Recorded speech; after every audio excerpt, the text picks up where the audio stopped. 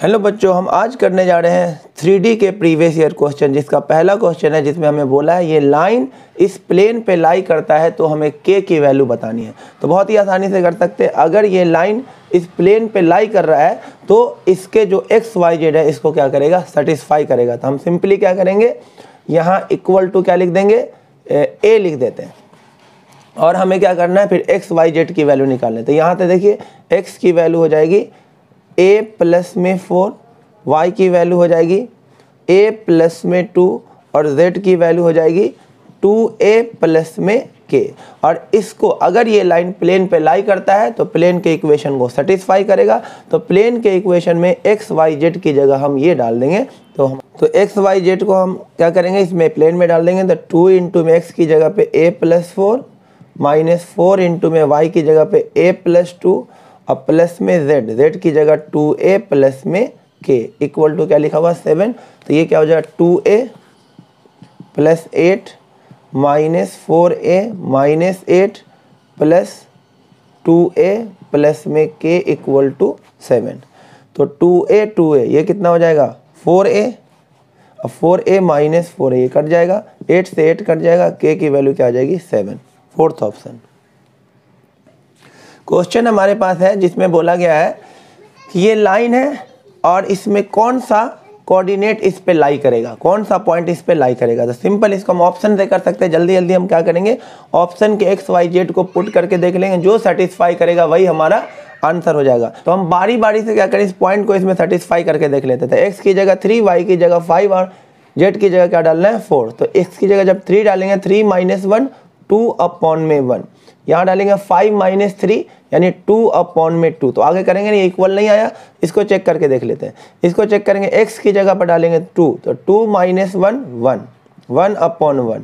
अब y की जगह 5 डालेंगे 5 माइनस 3 2 अपॉन में 2 और z की जगह 5 डालेंगे तो क्या आ जाएगा 5 7 अपॉन में 7। यहाँ पर आ गया 1 इक्वल टू 1 इक्वल टू 1। तो हमारा सेकेंड ऑप्शन क्या हो जाएगा सही।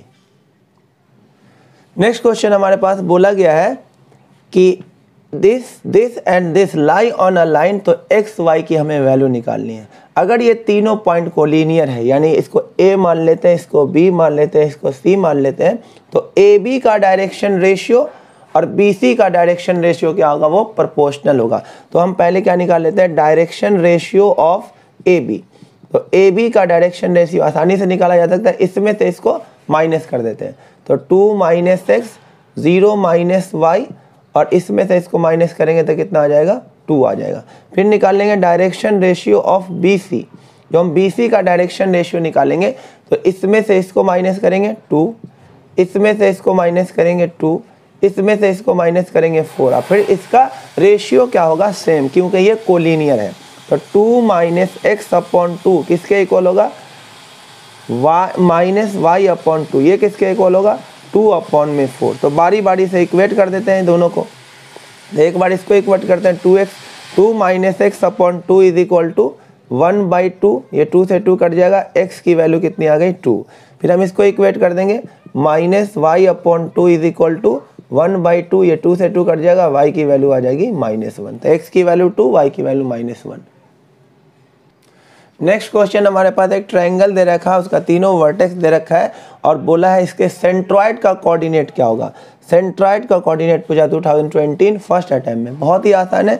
सेंट्रॉइड का जब कोऑर्डिनेट निकालेंगे तो तीनों x कोऑर्डिनेट को जोड़ के 3 से डिवाइड कर देंगे, यानी कि 2 + 5 + 2 अपॉन में 3 x कोऑर्डिनेट आ जाएगा। y कोऑर्डिनेट निकालने के लिए तीनों y को जोड़ करके 3 से डिवाइड करेंगे तो -3 -3 -3 अपॉन 3।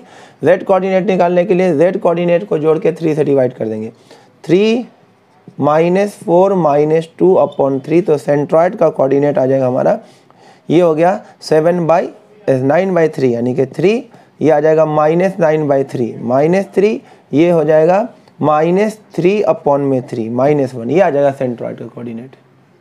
नेक्स्ट क्वेश्चन हमें दो पैरेलल प्लेन के बीच का डिस्टेंस निकालना है। बहुत ही सिंपल, एक ये प्लेन है और एक ये प्लेन है। तो इसको थोड़ा सा सिंप्लीफाई कर लेते हैं। इसमें से 2 कॉमन ले लेते हैं। जब 2 कॉमन ले लेंगे तो क्या आ जाएगा, ये 2 कॉमन ले लेंगे तो ये हो जाएगा 4x minus 2y plus 4z अब प्लस में 21/2 इक्वल टू 0, ये 2 0 में चला गया। तो 4x minus 2y plus 4z plus 21/2 equal to 0। तो इन दो पैरेलल प्लेन के बीच का डिस्टेंस निकालना, बहुत ही simple formula, d1 minus d2 upon में under root of a square plus b square plus में c स्क्वायर। सिंपल सा फॉर्मूला मोड लगा के। तो d1 हो गया ये यानी कि 9 माइनस d2 हो गया ये 21/2 और अपॉन में अंडर रूट ऑफ, मोड लगा देना है, under root of a square यानी कि x के कोफिशिएंट का स्क्वायर, 4 का स्क्वायर 16, b स्क्वायर यानी y के कोफिशिएंट का स्क्वायर माइनस 2 का square 4 plus c square z के कोफिशिएंट का स्क्वायर यानी कि 16। तो इसको सिंप्लीफाई करेंगे तो कितना हो जाए 18 माइनस 21 माइनस 3, मोड लगा हुआ तो क्या आ जाएगा प्लस का 3/2 और अपॉन में ये हो गया 36 का अंडर रूट कितना हो जाएगा 6। तो ये आ जाएगा हमारे पास कितना 3/12 यानी कि 1/4, फर्स्ट ऑप्शन। नेक्स्ट क्वेश्चन हमें z एक्सिस का डायरेक्शन कोसाइन बताना है। तो हम जानते हैं डायरेक्शन कोसाइन क्या होता है, कॉस अल्फा, कॉस बीटा और cos gamma. Alpha beta gamma जो होता है उस लाइन का x एक्सिस, y एक्सिस और z एक्सिस से एंगल होता है। तो z एक्सिस का x एक्सिस के साथ कितना एंगल होगा 90, तो ये हो जाएगा cos 90। अब z एक्सिस का y एक्सिस के साथ कितना एंगल बनता है 90, तो ये हो जाएगा cos 90। अब z एक्सिस का खुद के एक्सिस के साथ एंगल कितना होगा 0, तो ये हो जाएगा cos 0, 0 0 1, fourth option. Next question, हमें इस पॉइंट का इस प्लेन से डिस्टेंस निकालना है। तो कभी भी किसी पॉइंट का प्लेन से डिस्टेंस निकालना हो तो वो बहुत ही आसान सा फॉर्मूला होता है, इस पॉइंट्स को इस प्लेन में पुट कर देना है। तो इस पॉइंट को इस प्लेन में पुट करें, x की जगह 2, y की जगह 3 और z की जगह 4। तो 2 3 जा 6, y की जगह 3 डालें, माइनस का 6 3 जा 18, z की जगह 4 डालें, 4 2 जा 8 और प्लस में 11 और फिर अपॉन में अंडर रूट ऑफ x के कोफिशिएंट का स्क्वायर यानी कि 9 प्लस y के कोफिशिएंट का स्क्वायर यानी कि 36 प्लस z के कोफिशिएंट का स्क्वायर यानी कि 4 और मोड लगा दे, यही आपका आंसर होगा। तो z कितना हो जाएगा, ये हो जाएगा माइनस का 12, ये हो जाएगा माइनस का 12 माइनस का 4 और ये हो जाएगा कितना माइनस का 4 और ये 7 और अपॉन में अंडर रूट ऑफ 49, तो ये हो जाएगा 7 अपॉन में 7, आंसर 1 हो जाएगा, फर्स्ट ऑप्शन। नेक्स्ट क्वेश्चन में हमसे पूछा है point of intersection of line joining this and this with x y plane. तो पहले हम इक्वेशन ऑफ ए बी निकाल लेते हैं। तो equation of line A B बहुत आसानी से निकाला जा सकता है, x माइनस x1, तो ये प्लस का 3 हो जाएगा अपॉन में x2 माइनस x1, ये हो जाएगा 8 is equal to y minus y1, तो y माइनस 4 अपॉन में y2 माइनस y1, तो ये हो जाएगा कितना माइनस का 10 is equal to z minus z1, तो z1 इसको ले लेते हैं प्लस का 8 अपॉन में z2 माइनस z1, ये हो जाएगा 12। और इसको इक्वल टू k डाल देंगे और यहाँ से x y z निकाल देंगे। तो x की वैल्यू क्या हो जाएगी 8k माइनस 3, y की वैल्यू कितनी हो जाएगी माइनस 10k प्लस में 4 और z की वैल्यू कितनी हो जाएगी 12k माइनस का 8। अब क्योंकि ये xy प्लेन से पास हो रहा है तो xy प्लेन पर z कोऑर्डिनेट क्या हो जाएगा 0, xy प्लेन पे z कोऑर्डिनेट क्या हो जाएगा 0, तो यहाँ से 12k इज इक्वल टू 8 हो जाएगा। k की वैल्यू क्या हो जाएगी 8/12 यानी कि 2/3, k की वैल्यू आ जाएगी 2/3। अब इस 2/3 को हम x y z में पुट कर देंगे तो हमारे पास x y z आ जाएगा।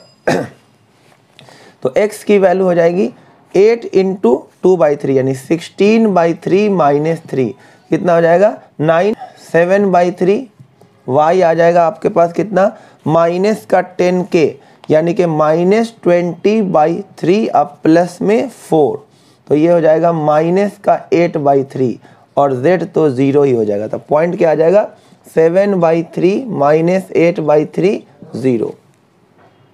अब हमारे पास क्वेश्चन है, दो लाइन दे रखा है, अब बोला कि ये दोनों लाइन पैरेलल है, परपेंडिकुलर है या 45 डिग्री के एंगल पे है या 60 डिग्री के एंगल पे है। तो हम सबसे पहले क्या करेंगे, दोनों लाइन का डायरेक्शन रेशियो निकाल लेते हैं। तो इसको स्टैंडर्ड फॉर्म में लिख देते हैं। तो ये हो जाएगा x अपॉन में 1/2, ये हो जाएगा y अपॉन में 1/3, ये हो जाएगा z अपॉन -1, और दूसरा लाइन हो जाएगा x अपॉन 1/6, ये हो जाएगा y अपॉन -1, ये होगा z अपॉन में -1/4। अब इसका डायरेक्शन रेशियो ये रहा, इस लाइन का डायरेक्शन रेशियो ये रहा। अब हम क्या कर लेंगे, ये चेक करके देख लेते हैं, a1 a2 plus b1 b2 plus c1 c2 कितना आता है। तो a1 a2 तो ये कितना हो जाएगा 1/12 प्लस b1 b2 तो ये हो जाएगा -1/3 प्लस c1 c2 तो ये हो जाएगा प्लस का 1/4। एलसीएम ले लीजिए, ये 12 एलसीएम हो जाएगा, यहाँ पे 1, यहाँ पे आ जाएगा -4 और यहाँ पे क्या आ जाएगा +3, तो ये हो जाएगा 0। अगर ये 0 आ रहा है तो इसका मतलब ये दोनों लाइन क्या है, परपेंडिकुलर है।